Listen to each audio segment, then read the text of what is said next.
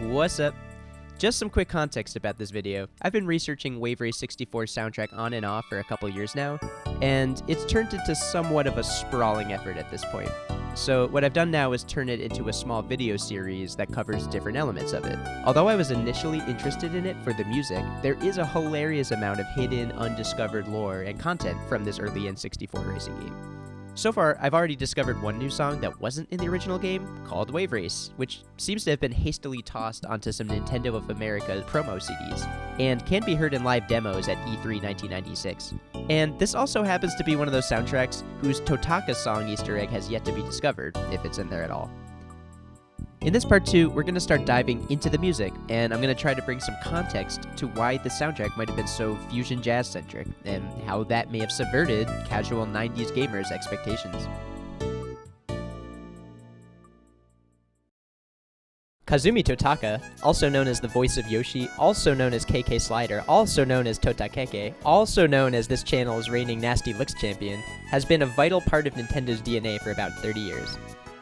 He's directly responsible for composing some of the most iconic themes in video game history, and has clearly been trusted heavily to carry his employer's brand between new console generations. One example you probably recognize is the Mii theme.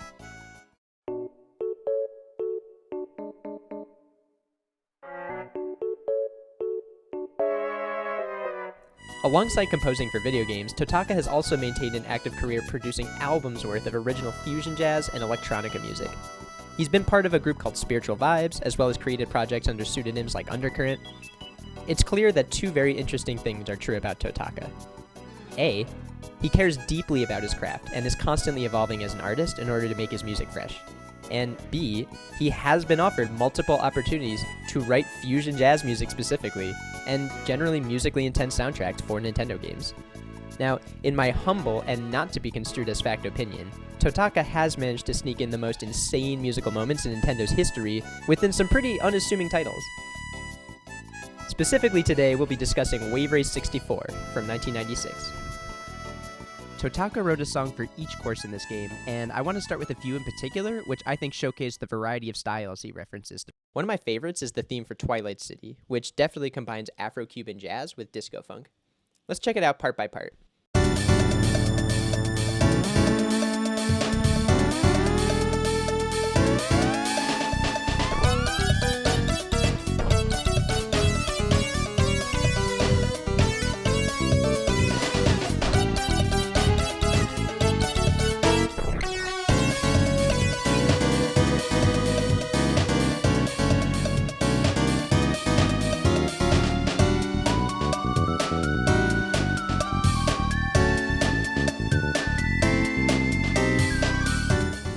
We start out with sort of a funk fusion chord vamp, which includes a shout out to this Cool in the Gang octave synth thing.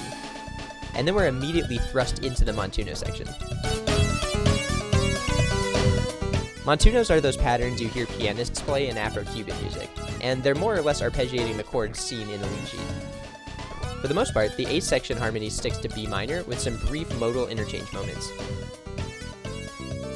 But then Totaka takes us out of the key for a moment with this sick little chromatic minor vamp. It serves as sort of a nice scene change interlude to take us into the next section. On this final section, the drum set returns to something with a backbeat, i.e. snare on 2 and 4, so it feels more like funk again. And we're treated to this chiller sine wave melody over some more standard jazz chord progressions.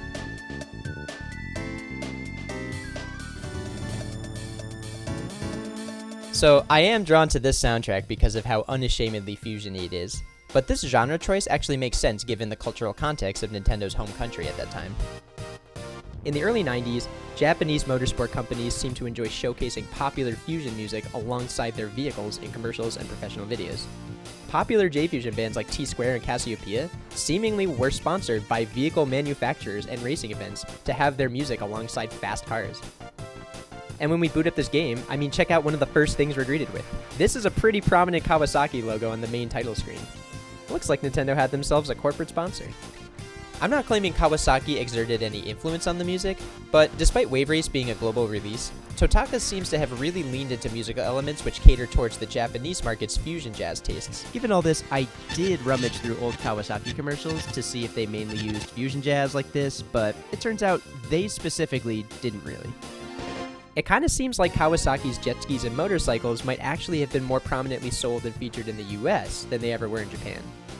From what I can find, the jet skis were released years earlier in the US than in Kawasaki's home country, and almost all of the commercials for these jet skis seem clearly intended for an American audience, with much more emphasis on classic rock and roll with English lyrics. They even hired famed commercial composers, the Hinkland brothers, to write a theme tune for the company. Kawasaki lets the good times roll. Kawasaki lets the good times roll. Get aboard, get away, and you're gonna say, let the good times roll. I did manage to find this absurdly 1995 promo video for Kawasaki jet skis though, which does feature a couple segments with similar music and instrumentation to what Totaka made for Wave Race.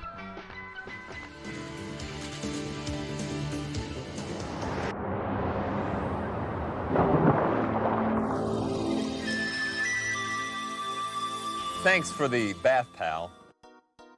There are actually two versions of this soundtrack.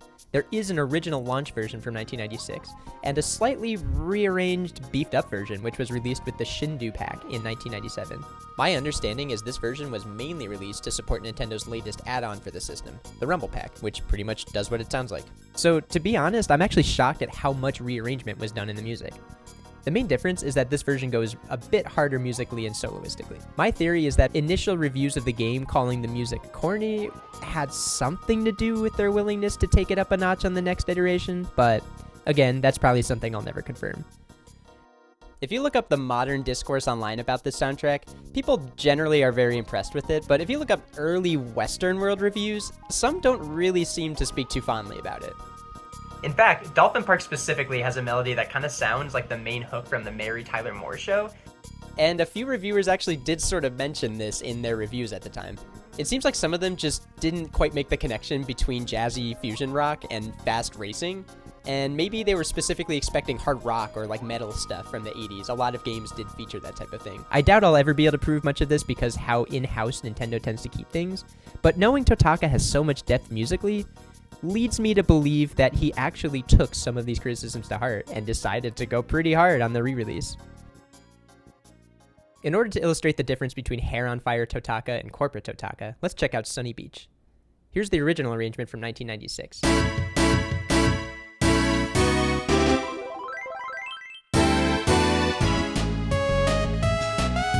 And here's what's become of the first 5 seconds by the next year's release.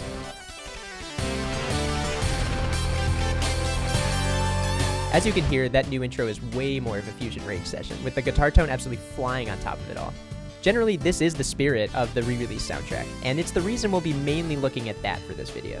Let's also use this opportunity to check out the instrumentation, and why I'm pretty sure Totaka was listening to this T-Square album when making the music. Mainly, the Wave Race 64 band consists of drums, lead guitars, DX7 style keyboard tones, a saw lead playing a ton of melodies, and electric bass tones.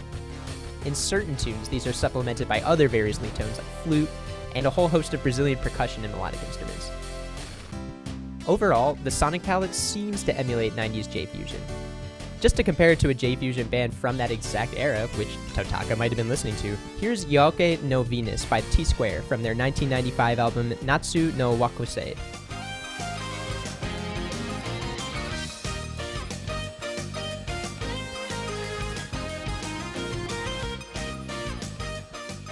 The cool gimmicky thing about T-Square is that their songs often feature iwi as the lead instrument.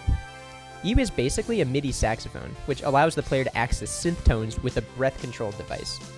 To me, it really sounds like Totaka emulated this specific tone in Wave Race 64 for many of the melodies. Here's that one on Sunny Beach,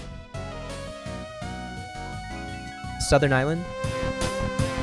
When the T-Square iwi tone isn't featured on melodies, Totaka often relies on either the shreddy lead guitar patch, like on Twilight City, or synth flute, like on Glacier Coast and Drake Lake.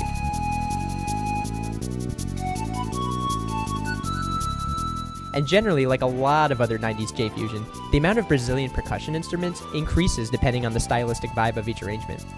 Some of these songs have a clear bent towards samba and bossa, and we'll discuss that a little further later on. Some of these songs lean towards metal, and some of them evoke more of a relaxed form of jazz.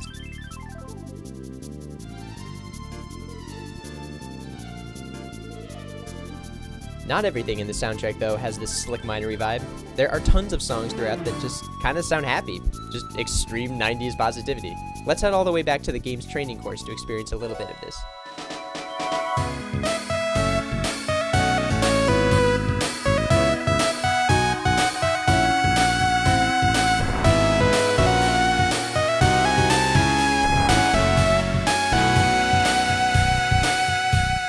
Okay, I'm not gonna lie, this one I can sort of understand Western World reviewers' hesitation about the soundtrack. This one definitely sounds a little more motivational and sunny. Definitely makes sense for a practice course, but I feel like maybe a little more urgency could be warranted here. Although the song features plenty of cool harmonizations, stitching chords together, many of these specific diminished chord transitions and little 4 minor moments don't really lead to anything outside of the E major palette. Let's hop over to Drake Lake, which takes a little bit less of a functional harmony approach.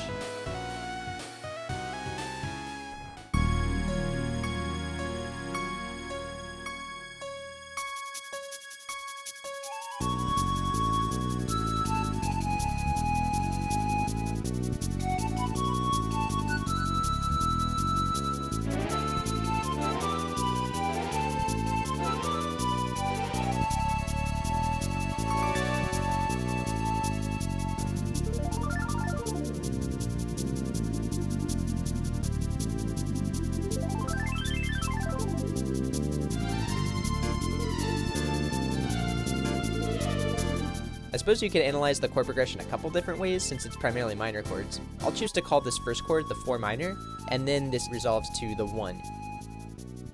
Of most note here, probably for me, is the instrumentation. We have a rhythm section which is really working on some fast pattern in 3, while the flute melody just sort of drips on top.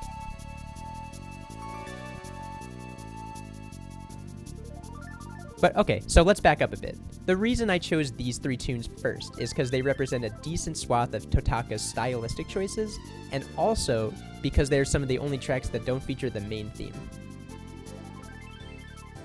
In the next Wave Race Medium Dive, I'll reveal how Totaka creatively recycles the game's title theme for basically every other tune. Also, I'd like to spend some time zooming in on my patrons' names right now.